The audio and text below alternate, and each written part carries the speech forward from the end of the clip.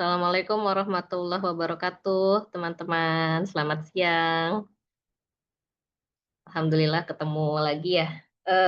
Waktu itu pas ngisi di sini tuh pas Agustus, akhir Agustus yang lagi agak chaos itu situasinya. Ingat diceritain Kak Launa gitu ya. Eee, Hari ini insya Allah mau, ngobrol bareng gitu ya, mau sharing tentang emas gitu ya, mumpung lagi hype nih. Jadi pas beberapa hari lalu, chat sama Kak Launa gitu, kira-kira apa ya, obrolannya gitu. Terus yang lagi hype nih, yang sekitar sebulan, 2 bulan ini lagi agak menyita perhatian itu yang harganya lagi disimak sama banyak orang gitu. Gimana kalau tentang emas aja gitu kan? Oh iya gitu, bisa bisa. Jadi, insya Allah siang ini kita sharing santai ya tentang emas gitu. Mungkin teman-teman di sini juga, sebetulnya udah familiar gitu ya dengan emas gitu. Yang kita obrolin nanti mungkin bukan sesuatu yang baru gitu, tapi semoga, tetap ada manfaatnya buat teman-teman semua di sini gitu.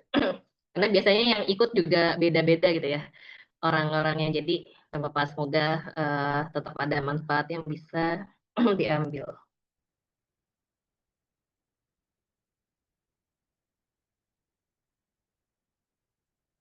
Sudah muncul belum ya? Sudah ya?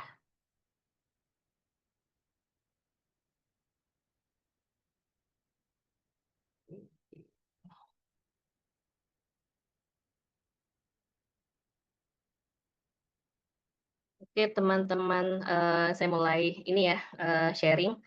Jadi ini, sifatnya sih sharing ringan aja dan, saya malah lebih pengennya tuh kita nanti ngobrol santai gitu ya lewat tanya jawab gitu. Karena mungkin kalau yang ada di slide ini teman-teman juga sudah banyak tahu, jadi kadang kalau dari tanya jawab tuh jadi lebih banyak yang, dibahas gitu daripada yang ada di slide. Oke, siang ini kita ngobrolin tentang, muslimah cerdas investasi emas. Oke, ini sekilas tentang saya. Oh ini agak, oh ya. Sekilas tentang saya, mungkin teman-teman di sini juga udah ada beberapa yang tahu gitu ya, karena sudah beberapa kali ngisi. Jadi saya dulu kuliah di Brawijaya, Malang, makanya kenal sama Kak Launa gitu ya. Terus alhamdulillah, lanjut di FEB UI di Depok, dari Malang ke Depok gitu ya. Ya saya orang Tangerang gitu. Terus mulai tahun 2023 ambil sertifikasi Islamic Financial Planner itu. Mungkin teman-teman juga udah ada yang familiar ya dengan sertifikasi keuangan semacam ini gitu. Ada yang CFP ya, yang Certified Financial Planner dan, semacamnya gitu. Jadi obrolan kita siang hari ini, yang ringan-ringan aja gitu ya, nggak usah terlalu berat, nggak usah terlalu dalam gitu, tapi semoga bisa jadi trigger teman-teman buat, ngobrolin ini atau mencari tahu lebih lanjut. Oke, sebelumnya gitu, seperti biasa gitu, seperti di sesi-sesi kalau saya ngisi tentang keuangan gitu, sharing keuangan, saya selalu menyampaikan ini gitu ya, general financial planning perspektif gitu.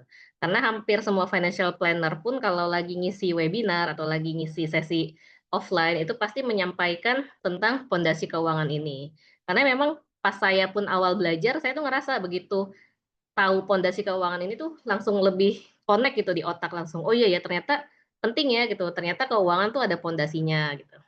Jadi secara umum, sama seperti bangunan gitu ya, ada namanya pondasi, ada namanya pilar penyangga, dan ada namanya atap pelindung gitu. Kalau kita mau membangun sesuatu, kita mulainya dari pondasinya gitu ya. Kita udah punya nih grand design-nya seperti apa, tapi membangun itu kan, dimulai dari pondasi. Jadi ketika kita mau pertama kali memperbaiki gitu ya, membangun kondisi finansial yang baik gitu, memperbaiki kondisi finansial, itu dimulainya dari pondasi gitu. Pertama pastikan cash flow-nya positif gitu ya. Teman-teman di sini insya Allah ya karena, pegawai gitu ya, punya penghasilan rutin, semoga, cash flow positif ini bukan sesuatu yang, mustahil gitu ya. Terus yang kedua, dana darurat gitu. Jadi dari penghasilan rutin yang diterima, pastikan pertama kali nih punya dana darurat dulu. Karena di masa-masa seperti ini kan banyak yang bilang masa-masa yang berat gitu. Jadi penting punya tabungan darurat atau dana darurat. Kalau yang masih single gitu bisa sekitar 2 atau 3 kali pengeluaran bulanan gitu. Dan yang sudah berkeluarga gitu, kalau yang suami ya mungkin sampai 12 kali pengeluaran bulanan gitu. Kalau yang istri ya secukupnya gitu ya, mungkin 6 kali pengeluaran bulanan juga sudah cukup. dan yang pastinya punya manajemen utang yang baik gitu. Hanya karena punya penghasilan yang rutin gitu, jangan sampai, utangnya tuh ugal-ugalan juga gitu, sampai persentase yang hampir misal 70% dari penghasilan. Nah, terus ada pilar penyangganya gitu ya, sama seperti bangunan gitu, fondasinya udah bagus, kalau pilarnya nggak kuat, itu bangunannya juga jadi nggak kuat gitu. Nah, pilarnya nih apa nih buat kondisi keuangan yang baik gitu? Pastinya punya investasi gitu, punya tabungan tujuan keuangan, punya dana pendidikan, sudah menyiapkan dana pensiun atau sudah kepikiran dulu gitu. Terus sudah punya bisnis itu sebagai pilar penunjang dan lain-lain. Dan pastinya gitu namanya bangunan itu butuh pelindung gitu ya. Kalau nggak ada pelindung gitu, rumah nggak ada gentengnya gitu, ketika hujan, ketika panas, itu yang di dalamnya juga akan merasa terganggu. Jadi kondisi keuangan juga perlu ada pelindungnya gitu ya, perlu ada manajemen resikonya, yaitu asuransi kesehatan itu pertama, terus asuransi jiwa buat tulang punggung. Ini sekilas tentang, pondasi keuangan gitu ya. Nah, ini juga penting gitu, memahami piramida keuangan. Karena tadi ya pondasi, masih dibangun nih, masih dirapikan, masih di level 1 nih, nyusun pondasi. Ada orang yang tiba-tiba loncat ke investasi gitu ya, langsung ke level 3. Yang level 2-nya nih diabaikan dulu gitu. Jadi perlu pelan-pelan, apa namanya, bertahap gitu ya dalam memperbaiki kondisi keuangan kita. Oke, nah ini kita mulai masuk ke topik obrolan siang ini, kenapa emas gitu ya. Kenapa bahas emas nih sesuatu yang penting gitu. Pertama gitu ya, pastinya, kita semua tahu ya, emas ini kan kalau dalam Islam itu dulu dijadikan sebagai mata uang gitu, sebagai alat tukar gitu, bahkan ya sebagai aset juga gitu kan. Kalau dulu transaksinya itu kan banyak menggunakan dinar gitu ya, seperti mahar pernikahan Khadijah itu kan berapa dirham gitu, dirham dinar. Terus ada juga, dianggap aset tuh yang hadis kalau seseorang tuh memiliki satu gunung emas gitu, niscaya dia tuh akan mengharapkan punya gunung emas yang kedua, ketiga, dan seterusnya gitu. Jadi memang emas itu sesuatu yang berharga gitu kalau dalam Islam gitu. Nah, terus yang kedua gitu, kenapa emas gitu ya? Karena ternyata gitu ya, terbukti gitu sebagai, pelindung nilai atau bahasa kerennya gitu ya, bahasa finansialnya itu hedging gitu. Emas itu terbukti menjaga daya beli harta itu dari inflasi dalam jangka panjang. Nanti setelah ini ada grafiknya gitu. Terus yang ketiga juga, bagi kita muslimah gitu ya, kenapa sih emas tuh ternyata penting juga buat diperhatikan gitu, buat dipelajari. Karena emas ini salah satu, keistimewaan buat kita gitu ya, yaitu halal kita pakai untuk, perhiasan gitu. Terus juga kalau yang, menikah gitu ya, itu biasanya mahar itu dalam bentuk emas gitu ya, banyaknya ya, pokoknya barang berharga gitu. Jadi emas nih barang berharga yang, perlu banget kita pelajari. Nah, ini mendukung yang tadi tentang hedging ya. Jadi selama 20 tahun itu saya baru googling yang terbaru gitu ya, grafik dari goldprice.org, harga emas dulu tahun 2005 itu masih sekitar 200.000, 300 ribuan per gram gitu ya.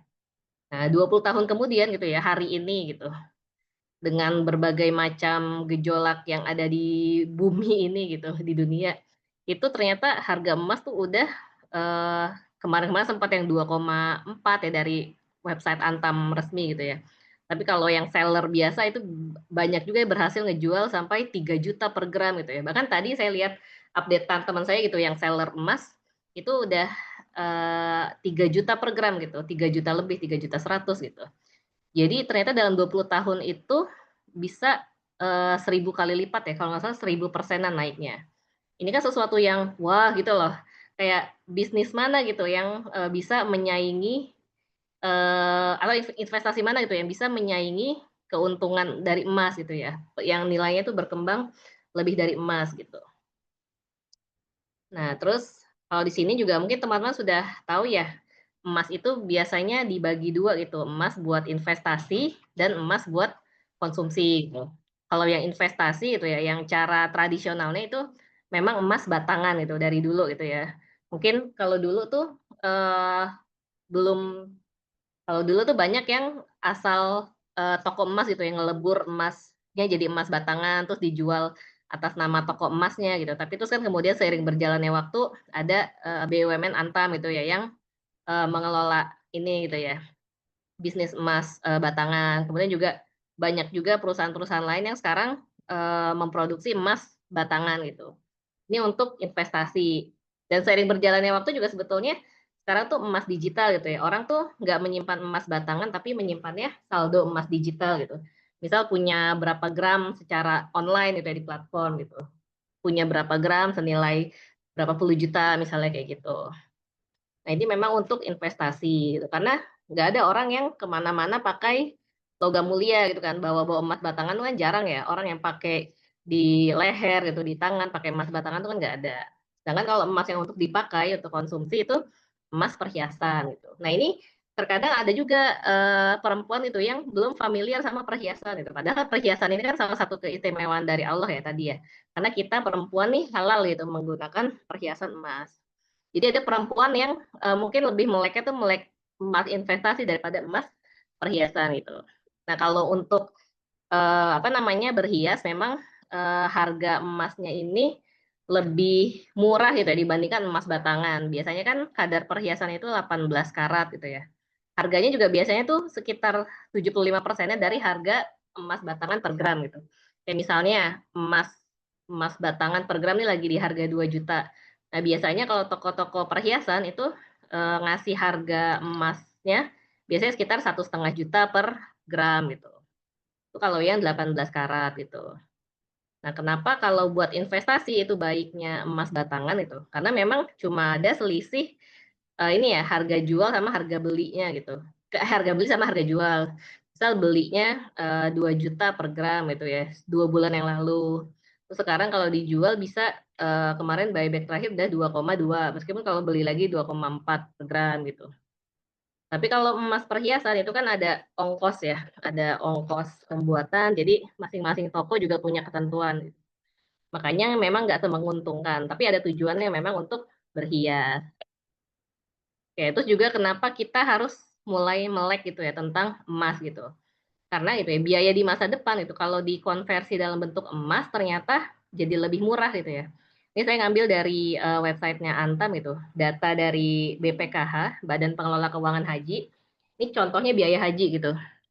Kemarin juga kan baru, rapat ya, itu ya DPR itu, ditetapkan biaya haji itu 51 juta sekian gitu, 57 juta sekian. Nah kalau dulu, eee, kayaknya 57 juta tuh besar gitu ya, kalau dalam cash gitu, tapi ternyata kalau dalam bentuk emas ya itu lebih murah gitu ya. Ternyata kalau teman-teman punya 41 gram emas gitu yang dibeli dari kemarin-kemarin gitu, dari beberapa tahun yang lalu, itu udah cukup buat, biaya haji tahun depan gitu, haji reguler tentunya ya. Tapi kalau teman-teman ya punyanya rupiah aja ya akan terasa berat itu, akan terasa, "Oh naik terus ya," gitu. Jadi biaya-biaya di masa depan, biaya pendidikan gitu ya, biaya pensiun itu ternyata bisa lebih murah ketika dikonversi dalam bentuk emas gitu. Makanya memang banyak yang, menyarankan bahwa nabung itu ya dalam bentuk emas gitu, jangan cuma, tabungan cash di rekening gitu. Oke, nah terus ini yang lumayan sering nih dibahas gitu ya, karena namanya kita mau punya emas kan kita ada proses belinya gitu. Nah ini yang sering banget kayak hampir semua webinar gitu ya, hampir semua apa namanya, kalau kajian tuh ada yang nanya tentang ini gitu, kayak, "Ustadz bagaimana hukumnya gini gini gini," gitu. Jadi memang dulu juga, saya tuh taunya ya ternyata kemudahan teknologi itu bisa ya kita beli online gitu. Tapi ternyata tuh kan belajar lagi, oh kalau di hadis gitu ya, syarat sah jual beli emas itu harus tunai gitu. Di sini ada hadisnya yang memang ini ya, yang dijadikan rujukan utama gitu. Emas jual beli emas dengan emas, perak dengan perak, bur atau gandum dengan gandum, syair dengan syair, kurma dengan kurma, garam dengan garam, kadarnya harus semisal dan sama. Harus tangan ke tangan, maksudnya harus tunai gitu ya, langsung diterima saat itu juga gitu. Ada uang, ada barang. Nah, jika jenisnya berbeda, maka juallah sesuka kalian selama dilakukan dari tangan ke tangan itu. Terus kemudian ada turunannya lagi nih. Terus kan kalau dari hadis ini sekilas, oh berarti kalau beli garam nggak boleh online dong, harus harus ini dong, harus langsung, misal langsung di warung gitu ya. Kalau beli kurma juga harus ini dong, nggak bisa beli online gitu, harus, beli langsung ke toko gitu. Enggak, jadi ternyata kalau ulama itu membagi lagi. Jadi, ilah nih atau kelompok gitu ya. Jadi ada kelompok dari 6 yang disebut di sini nih, emas, perak, gandum, syair, kurma, sama garam. Nah, ternyata ada 2 kelompok nih. Yang pertama tuh kelompok alat tukar jual beli, yaitu emas sama perak. Terus sisanya yang 4 tadi tuh, kurma, gandum, garam, sama syar, itu termasuk kelompok makanan gitu. Jadi, terus penjelasan lebih lanjut lagi gitu, yang harus tunai adalah ketika dia tuh alat tukar jual beli gitu, maksudnya uang ketika dibelikan emas atau perak itu harus tunai gitu, tangan ke tangan, yadan biyadin ya istilah Arabnya gitu yang di hadisnya.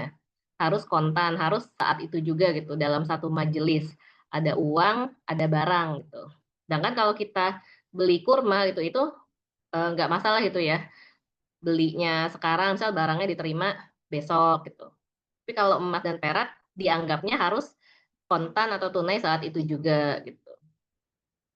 Nah, terus yang ini juga yang menarik gitu ya, karena negara kita kan juga punya ini ya, lembaga DSN MUI gitu yang menjadi rujukan, fatwa tentang, hal-hal yang masyarakat tuh bingung gitu ya.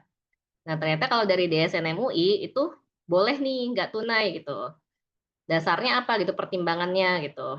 Karena gitu ya, karena emas dianggap, tidak menjadi alat tukar yang resmi di negara kita ini. Jadi emas tuh dianggapnya sebagai ya sebagai barang biasa gitu. Kayak tadi misal kita beli garam, beli gandum, kalau itu kan makanan. Nah ini karena emas tuh di Indonesia bukan sebagai alat tukar, jadi dari, ulama-ulama nih kan melakukan ini ya, pertimbangan gitu. Dianggapnya ya karena emas nih bukan alat tukar, jadi nggak apa-apa beli emas itu secara nggak tunai. Nggak tunai ini banyak ininya ya, banyak turunannya. Bisa misal beli online gitu ya teman-teman, check out di toko online, terus transfer dulu, kemudian toko mengirim gitu ya besoknya gitu. Atau teman-teman punya, saldo emas digital, itu kan kayak kita nih beli emas dikit dikit dikit gitu, kita top up tabungan emas kita gitu. Itu kan termasuk sebetulnya kita mau punya emas tapi nggak secara nggak secara langsung gitu, nggak secara tunai, kayak gitu teman-teman. Atau mungkin mencicil beli emas gitu ya, kayak misal program-program dari bank syariah itu kan banyak ya. Misal program dari bank syariah, dari Pegadaian gitu, misal beli emas berapa gram gitu, dicicil dalam berapa bulan. Nah itu kan termasuk, pembelian emas yang tidak tunai gitu. Kalau menurut DSN MUI itu boleh-boleh aja gitu, dengan pertimbangan tadi gitu, emas ini di Indonesia bukan alat tukar yang resmi. Teman-teman bisa lebih lanjut nanti baca fatwanya gitu ya, bisa googling, cari aja fatwa nomor 77 DSN MUI tahun 2010. Oke. Nah, terus kan, udah banyak itu ya yang punya harta gitu, yang punya emas berpuluh-puluh, beratus-ratus gram gitu, yang menimbun emas gitu, yang nggak tahu, emasnya ini mau buat apa gitu. Ya ternyata ada zakatnya gitu ya, dan zakat ini, termasuk salah satu rukun Islam gitu, yang kalau kita nggak menunaikan ketika kita tuh sebetulnya harus menunaikan, kan akan jadi dosa gitu. Di sini dasarnya gitu ya, ada hadisnya ya, siapa saja yang memiliki emas atau perak, tapi tidak mengeluarkan zakatnya, melainkan pada hari kiamat nanti akan disepuh untuknya lempengan dari api neraka gitu. Intinya kita disiksa gitu ya, orang-orang tuh akan disiksa di neraka gitu, orang-orang yang nggak mau bayar zakat dari emas dan peraknya gitu. Nah syaratnya apa sih, emas kita gitu, harta kita nih dikenakan zakat gitu. Syaratnya ada 2 gitu, yang pertama sudah mencapai nisab 85 gram emas. Dan ini sebetulnya nggak hanya untuk emas ya, maksudnya lebih ke, harta kita secara umum gitu. Emas, perak, uang cash gitu ya, deposito, saham, reksadana, pokoknya tuh stok, harta kita gitu ya, termasuk stok dagangan gitu. Itu kalau dirupiahkan atau dinominalkan ke gram emas itu udah setara 85 gram, kemudian kita lihat lagi syarat yang kedua nih, sudah kita miliki belum selama 1 tahun penuh gitu. Misal nih kita pertama, misal baru mulai nabung emas gitu ya dari tahun 2020 nih, sampai kemarin 1 Ramadan 2025 nih, udah punya nih 85 gram emas gitu. Nah, kita lihat nih 85 gram emas, kita lihat tahun depan 1 Ramadan ya, 1 Ramadan di tahun Masehi 2026 gitu. Apakah masih 85 gram gitu atau lebih atau kurang gitu. Kalau sudah lebih, misal kemarin 1 Ramadan 2024 gitu ya, 2025, itu baru tank nih kita punya nih 85 gram. Terus setahun kemudian gitu, ternyata alhamdulillah harta kita nih nambah jadi 100 gram emas gitu. Nah itu berarti kan sudah setahun ya, kita punya minimal 85 gram emas. Berarti kita sudah, kena wajib zakat gitu.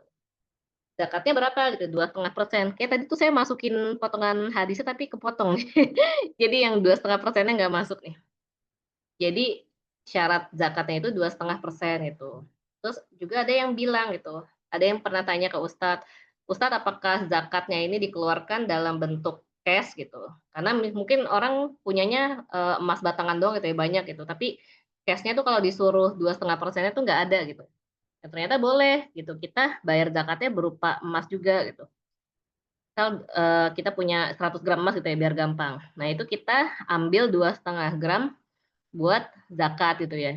Kita keluarkan ke, lembaga amil zakat buat nanti diuangkan sama mereka, terus nanti mereka berikan pada mustahik, kayak gitu. Jadi memang sebetulnya dari zakat ini, dari hukum zakat ini, kayak Allah tuh ngajarin kita gitu buat kalau kita punya harta tuh bertanggung jawab gitu. Jangan punya harta tuh kita nimbun aja, cuek aja gitu. Di sini kan kita disuruh ini ya, harus, mengaudit harta kita setiap 1 tahun nih, masih di atas 85 gram atau di bawah 85 gram gitu. Karena kalau di bawah 85 gram, berarti kan kita nggak wajib zakat gitu ya. Nah sekarang nih dengan harga emas, eee, tadi pagi tuh barusan saya ngecek sekitar 2,2 ya yang Antam ya. 2,2 itu kan harga beli, tapi kalau harga buyback itu 2,1 misalnya ya, saya tadi nggak ini, misal 2,1 kali 85 gram emas. Orang yang punya uang 85 gram kali 2,1 sekitar 160 juta lah ya. Teman-teman yang punya aset, sekitar di atas 160 jutaan itu, udah harus hati-hati nih, harus mulai memperhatikan kapan mencapai, 1 tahun dari pertama kali punya harta 85 gram emas gitu. Jadi tiap tahun memang harus dievaluasi gitu. Sekarang kan 160 juta ya, sebenarnya 85 gram, 1 gramnya 20 jutaan, 170 juta lah gitu. Jadi teman-teman yang hartanya udah sebanyak itu ya, pay attention gitu ke pembayaran zakat gitu. Jangan sampai nanti ya di akhirat nanti gitu ya, kita kena hadis yang di atas nih yang kita nggak mengeluarkan zakat kita gitu. Nah, terus juga yang sering jadi obrolan nih, saya juga kan masuk ini ya, komunitas yang kayak emak-emak gitu, emak-emak yang suka apa namanya, perhiasan gitu. Terus, ternyata ada juga waktu itu yang ngebahas, ada orang yang nganggep perhiasan ini nggak perlu dizakatin gitu, karena itu barang yang dipakai gitu. Ada juga, ininya ya, maksudnya, eee, kontroversi, pro dan kontra gitu ya. Jadi perhiasan yang sudah pernah dipakai itu dianggap nggak usah dizakatin. Terus ada yang nganggap ya perhiasan yang pernah dipakai aja nggak perlu dizakatin, apalagi perhiasan yang emang dipakai terus gitu. Ada yang menganggap itu nggak perlu dizakatin gitu. Tapi ada juga kan, ini ya menganggap, ya itu kan termasuk emas gitu ya, termasuk harta. Jadi, sebaiknya gitu ya, sebagai bentuk kehati-hatian itu tetap dizakati gitu. Misal kita punya emas logam mulia 60 gram gitu ya, terus punya emas perhiasan 30 gram gitu, dan itu udah kita miliki selama setahun lebih gitu. Berarti itu udah harus, kita keluarkan zakatnya 2,5% gitu. Nah ini yang, ininya ya menurut, ulama Syafi'i gitu ya, perhiasan tuh dianggap nggak wajib zakat gitu, karena dianggap sebagai pakaian gitu, sebagai apa namanya, barang aja bukan sebagai emas, harta, kayak gitu. Nah ini kembali lagi ke teman-teman ya, maksudnya mau mengambil yang mana gitu, sikap terbaiknya. Kalau saya pribadi sih nganggep ya perhiasan sih tetap ini ya, tetap dihitung sebagai, tetap kena zakat gitu, ketika sudah mencapai 85 gram. Nah terus ini beberapa tips ya seputar emas gitu, kalau teman-teman investasi gitu ya. Kalau dari saya pribadi gitu, lebih menyarankan teman-teman punya emasnya dalam bentuk fisik gitu. Karena memang sekarang tuh kan banyak ya platform yang memudahkan kita buat investasi emas digital gitu ya. Ya ada program tabungan emas gitu, ada program cicilan emas, ada platform yang memang cuma trading emas gitu. Tapi menurut saya gitu ya, emas ini yang memang jadi, keunggulannya adalah fisiknya gitu. Kalau kita menyimpan harta kita tuh secara online semua gitu ya, secara online berarti kan masih ada di platform ya, di platform penyedia jasa, jual beli emas itu gitu. Itu emasnya tuh belum kita miliki langsung gitu. Terus juga belajar dari kasus, mungkin teman-teman pernah denger ya, startup Tamasya gitu ya. Dia tuh ada tahun 2017 atau 2018 gitu ya. Kemudian tahun 2023 dia tuh jadi Tamasya ini salah satu startup yang, menyediakan jasa jual beli itu saldo gitu ya, saldo emas digital gitu. Yang nanti kemudian bisa dicairkan dalam bentuk fisiknya gitu. Misal teman-teman udah punya sejumlah, 10 gram, 25 gram itu bisa dicairkan dalam bentuk fisiknya gitu. Tapi terus tahun 2023 gitu ya, tiba-tiba, platform ini memaksa para pemilik ini nih, para investornya buat menjual emasnya dengan harga yang udah ditentukan dan harganya tuh jauh di bawah harga pasaran gitu. Jadi para pemilik saldo emas digital ini dipaksa untuk menjualnya secara murah gitu. Ya banyak kan yang nolak gitu karena ya kan banyak juga yang emang pengennya yang ngumpulin gitu, ngumpulin terus nanti dicairkan dalam bentuk fisik gitu. Tapi terus dipaksa menjual saldo emasnya udah gitu dengan harga yang murah, sangat murah di bawah harga pasaran. Itu salah satu kasus. Terus juga, sekarang-sekarang ini juga mungkin teman-teman ini ya, update info gitu bahwa stok emas fisiknya gitu, itu banyak yang kosong gitu. Bahkan di butik Antam sendiri pun sangat dibatasi gitu ya. Satu orang itu cuma bisa beli satu keping, dan setiap orang itu cuma bisa 2 kali transaksi di butik Antam gitu. Jadi datanya kan ada ya, misal saya nih, nama saya Anissa Sekar, nick-nya sekian gitu ya. Itu ada datanya gitu, saya tuh harus cuma bisa membeli emas tuh 2 kali dalam 1 bulan, dan setiap beli tuh hanya bisa satu keping. Jadi kalau belinya nggak langsung misal nggak langsung gramasi besar kayak nggak langsung 25 gram, 50 gram itu jadi sayang gitu ya rasanya gitu. Jadi intinya sekarang itu untuk mendapatkan emas fisik nih agak susah. Dan itu yang bikin saya justru jadi mempertimbangkan lagi gitu, emas fisik dapetinnya aja susah, apalagi kalau yang kita beli digital dulu, kemudian, di masa depan kita berencana mencairkan itu dalam bentuk fisik gitu. Artinya, ya berarti kan sekarang ini memang lagi banyak gitu ya orang yang perhatiannya itu terpusat ke emas. Jadi kalau bisa punya fisik, lebih baik punya fisiknya gitu, daripada hanya punya digitalnya dan kemudian di masa depan nih akan makin susah gitu ya. Bahkan di Pegadaian aja kan pernah kosong gitu ya, orang-orang mau mencairkan bentuk fisiknya itu nggak bisa gitu, karena stoknya kosong terus. Di bank syariah pun mungkin ada yang punya pengalaman ya kayak gitu, yang sudah, sudah punya tabungan emas gitu, kemudian mau mencairkan fisiknya, itu ternyata stoknya masih kosong gitu, sampai waktu yang belum ditentukan gitu. Jadi kalau saran dari saya sih memang sebaiknya tuh beli fisiknya gitu ya, teman-teman. Memang jadi lebih effort sih, kayak jadi harus datang ke butik Antam langsung atau ke Galeri 24, toko UBS kayak gitu. Tapi memang itu lebih baik daripada, punya saldo digital gitu ya. Ya itu yang kemungkinan-kemungkinannya tuh banyak, banyak tidak pasti gitu. Terus belilah saat uangnya ada gitu. Jadi kalau mau beli emas, ya udah yang penting uangnya ada, uang yang memang dipakai untuk investasi, ya udah beli gitu. Jangan ditunda-tunda gitu ya, karena, nunggu harga turun tuh belum tentu terjadi gitu. Terus yang ketiga gitu ya, coba, hindari gitu ya, hindari short term trading atau investing gitu. Jadi kemarin tuh kan saya juga masuk grup komunitas yang, jual beli emas gitu ya. Ada yang nanya gitu, "Kalau saya beli emas sekarang nih bulan Oktober untuk dijual bulan Januari kira-kira untung nggak?" Gitu. Terus kan banyak yang ngasih saran gitu ya, "Bukan gitu, caranya investasi emas," gitu ya. Beli emas itu ya habis beli terus ya udah, kita lupakan sampai bertahun-tahun ke depan. Maksudnya bukan lupakan ya, tapi lebih ke ya udah disimpan gitu. Bukan untuk beli sekarang mau dijual dalam 4 bulan lagi, 5 bulan lagi. Itu termasuk yang short term gitu ya. Kenapa gitu ya, kenapa jangan short term gitu. Karena itu tadi, emas itu kan ada harga beli sama ada harga buyback-nya atau harga jual.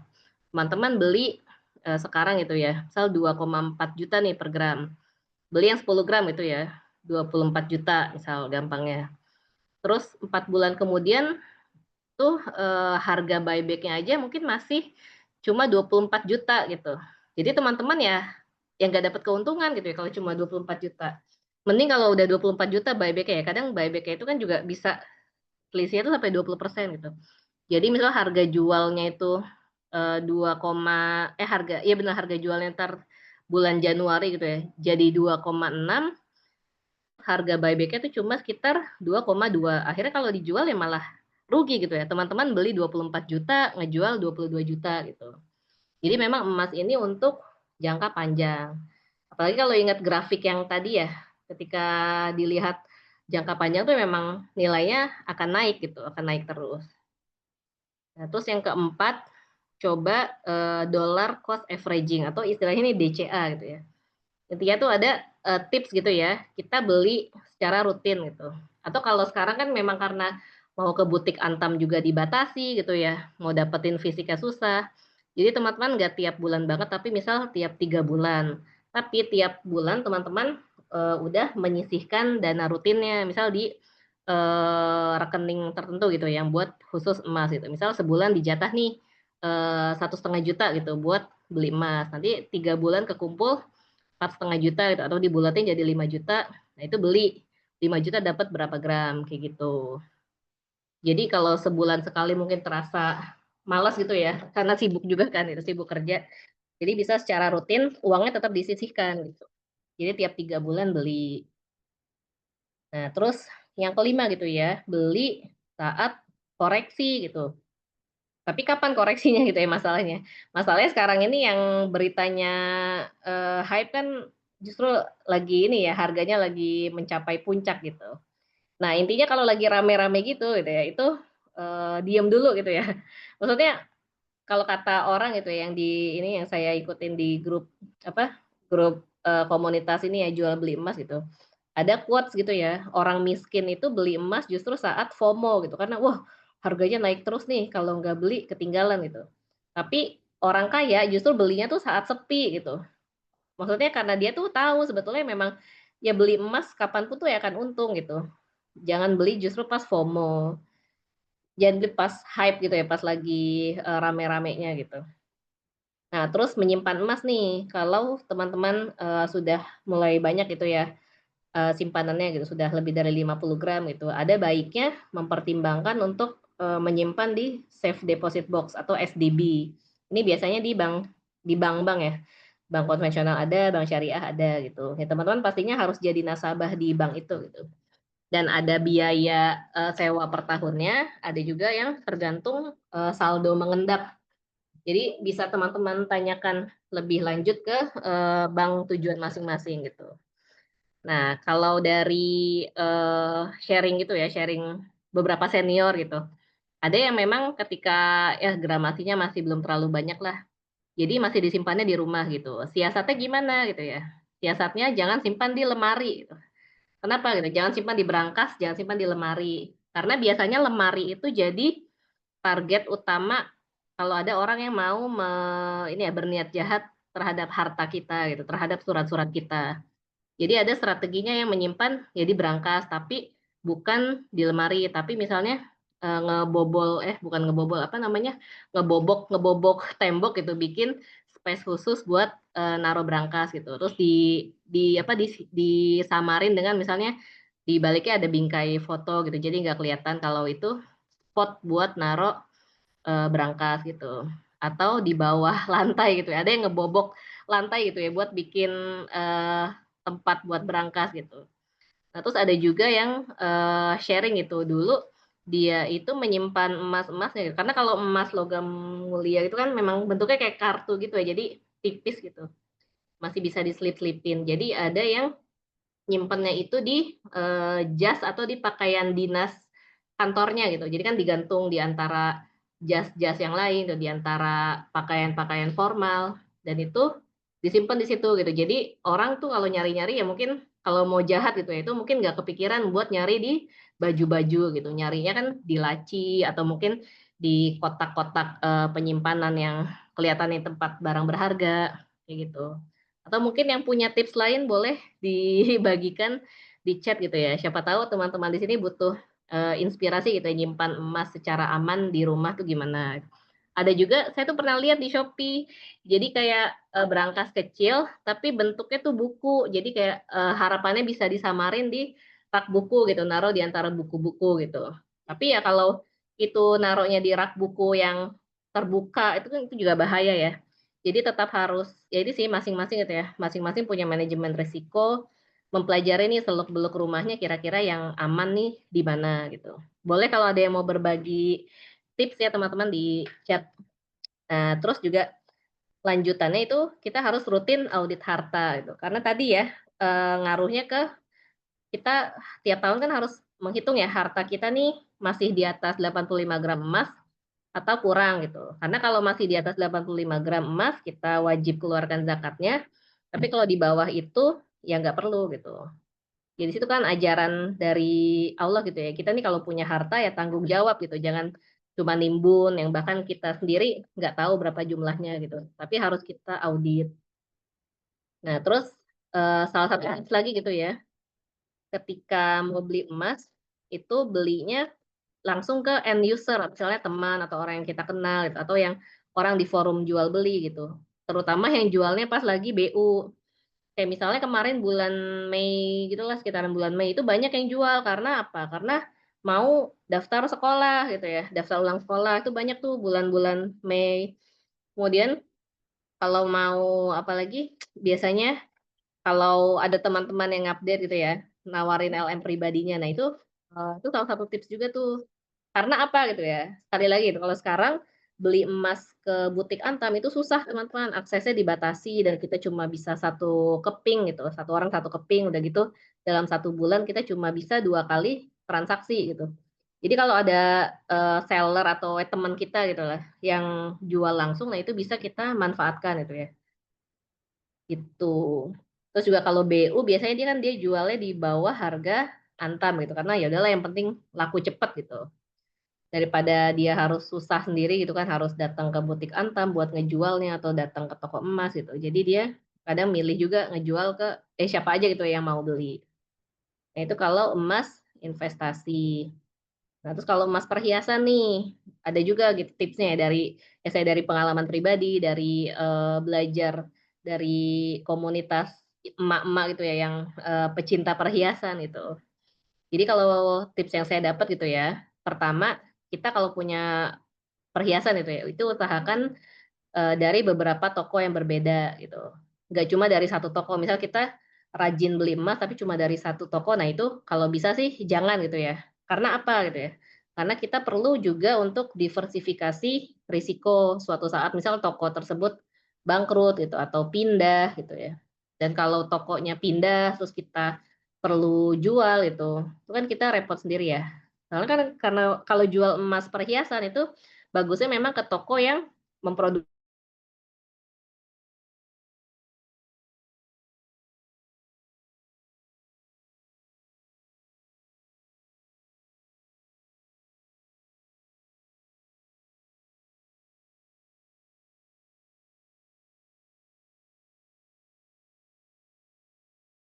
gitu ya.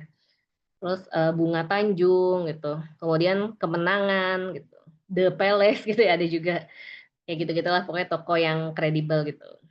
Nah terus tips yang kedua gitu ya, timbang ulang secara bersama sebelum deal membeli gitu. Jadi ketika teman-teman sudah milih-milih nih, misal, "Oh cincinnya bagus nih yang ini," gitu. Terus kan ada tag labelnya ya, cincin, berapa 3,5 gram gitu.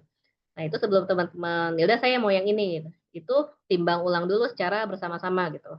Karena apa gitu ya, karena ya takutnya ya namanya, manusia gitu bisa salah, mungkin salah nempel tag harganya, tag labelnya gitu.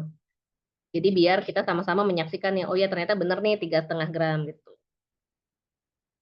Terus, pastikan juga, ada suratnya atau sertifikatnya gitu dan bukti pembelian. Karena kalau emas tuh nggak ada surat ya atau nggak ada sertifikatnya, itu harga jualnya jadi ketika kita menjual gitu, itu orang tuh jadi kayak suka-suka gitu dan kita jadi nggak punya referensi ini mau dijual harga berapa sih, gitu. Dan takutnya gitu kesannya, itu jadi emas curian gitu ya. Karena memang beda harga emas yang resmi nih, yang saya punya suratnya, punya sertifikatnya, ada buktinya, sama emas yang saya tuh nggak punya buktinya itu beda harganya, gitu. Dan biasanya yang nampung begitu juga memang ya gitu, komunitas-komunitas yang mungkin gitulah. Nah terus, kalau beli perhiasan itu ya, pilih perhiasan yang lebar dan tebal. Karena, supaya lebih kuat gitu, yang gramasinya lebih besar memang biasanya. Jadi saya pengalaman itu punya cincin itu agak tipis gitu ya, jadi ringkih gitu dan ending-nya patah gitu ya. Terus juga pernah punya gelang gitu, gelang model kayak rantai gitu yang ini, terus putus gitu, karena ternyata ya terlalu tipis gitu ya, terlalu, apa, tidak cocok gitu dengan aktivitas saya gitu. Meskipun sebenarnya aktivitas saya ya gini-gini aja gitu ya. Cuma ternyata, karena gramasinya juga kecil, terus juga jadi lebih ringkih gitu. Dan dari situ saya belajar gitu ya. Terus pernah juga punya anting yang patah gitu ya, punya gelang terus jadi bengkok gitu karena dia juga tipis. Terus dari situ saya belajar, kalau pilih perhiasan tuh memang yang baiknya yang lebar dan tebal gitu. Kalau cincin jangan yang tipis-tipis banget yang sampai kayak nggak kelihatan pakai cincin gitu. Kalau beli gelang, beli anting, beli kalung juga yang ya yang tebel-tebel lah gitu, yang kuat gitu. Memang gramasinya jadi lebih besar, tapi ya semoga lebih kuat gitu ya.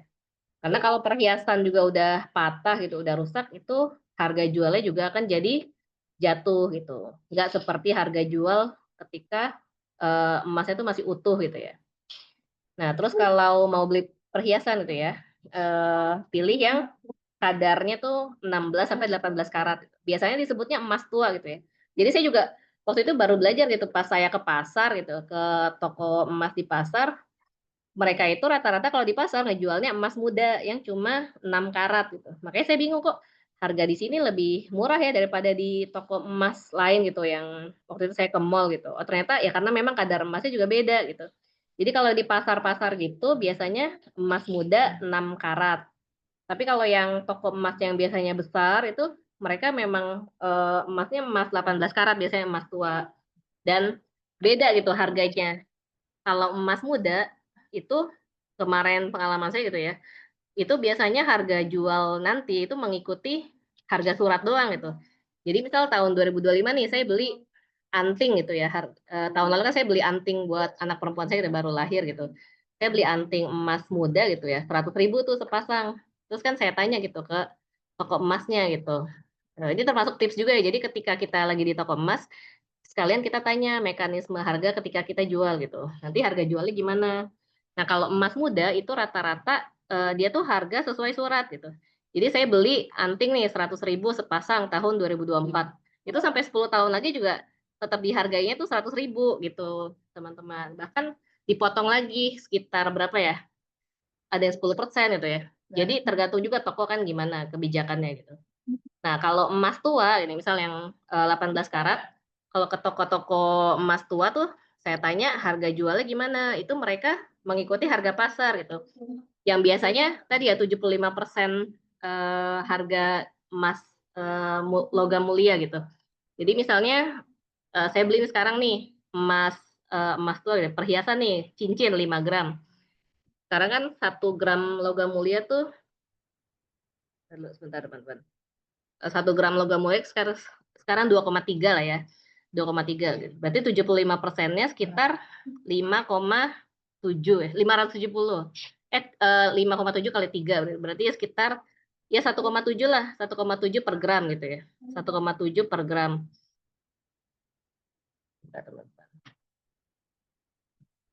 1,7 per gram gitu. Saya beli cincin 5 gram gitu, 1,7 kali 5 sekitar 8,5 juta gitu ya. 8,5 juta nih saya beli tahun 2025 gitu. Terus, 10 tahun lagi gitu ya, udah misal harga emas udah jadi 3,5 juta gitu ya misalnya per gram. Nah terus kan perhiasan berarti kan 75%-nya nih, berarti sekitar berapa, eee, misal 3,6 juta per gram gitu ya. Kalau 75%-nya berarti sekitar 2,7 per gram. Nah itu, jadi harga jual perhiasan yang nanti biasanya mengikuti harga pasaran gitu. Dan memang biasanya tetap ada potongan lagi yang tadi ya, kalau perhiasan kan ada ongkos gitu. Jadi setiap toko juga beda kebijakannya. Terus kalau waktu itu saya juga pernah tanya gitu ke toko-toko emas yang kayak Kemenangan Signature gitu, mungkin teman-teman ada yang pernah tahu juga ya di mall gitu. Terus saya pernah tanya, dia potongannya tuh 15% dari harga pasar gitu. Terus ada juga yang potongan jadi udah punya standar potongan tertentu gitu, harga jualnya. Jadi teman-teman baiknya tetap tanya gitu ke masing-masing toko. Nah, terus tips juga nyimpan gitu ya, nyimpan perhiasan itu simpan secara individual, alias jangan gesekan gitu. Misal jangan cincin ditumpuk dalam, satu kotak gitu, tapi diselipin di masing-masing gitu.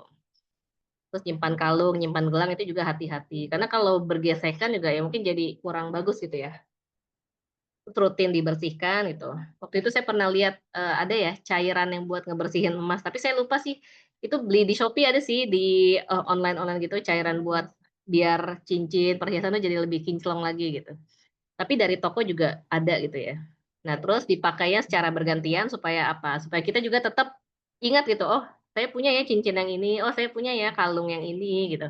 "Saya punya anting yang ini, punya gelang yang ini," jadi tetap ingat gitu.